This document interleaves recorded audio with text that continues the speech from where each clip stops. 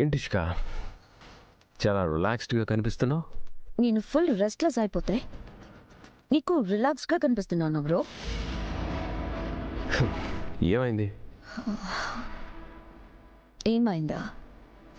నువ్వేదో ఫేవర్ అడిగావు కదా అని మా అత్తయ్య దగ్గర నుంచి ఇన్ఫర్మేషన్ కోసమని ఆవిడ చెప్పినట్టు వినడం స్టార్ట్ చేశాను.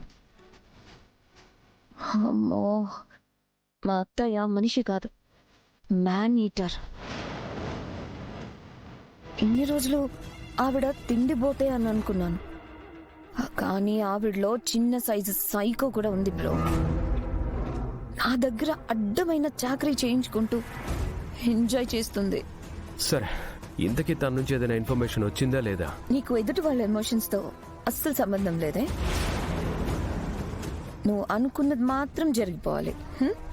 ఇంత సెల్ఫిష్ ఏంటి బ్రో నువ్వు? మన దగ్గర అంత టైం లేదు ఇష్క. ఆ రుద్ర ఎప్పుడు ఎలాంటి ట్విస్ట్ ఇస్తాడో అని టెన్షన్తో నా బుర్ర బద్దలైపోతుంది.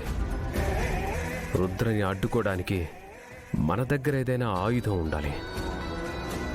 అందుకే ఇంటి ఆడపడుచు గురించి తెలుసుకోమన్నాను. ఆ టైం చూసి తెలుసుకుంటాను బ్రో.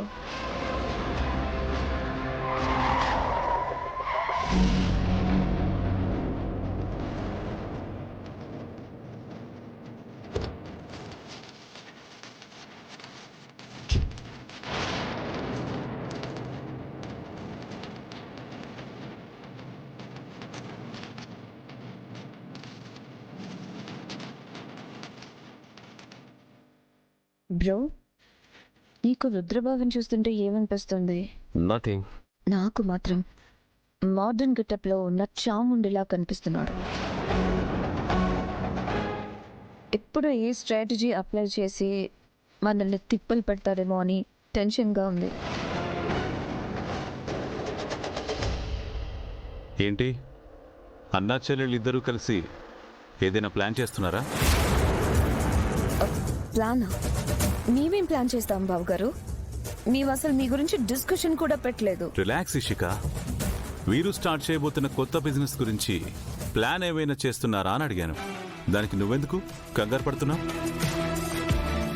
తనేదో స్ట్రెస్లో ఉండి అలా అంటుందిరే బావా. స్ట్రెస్ దేనికి ఇషిక?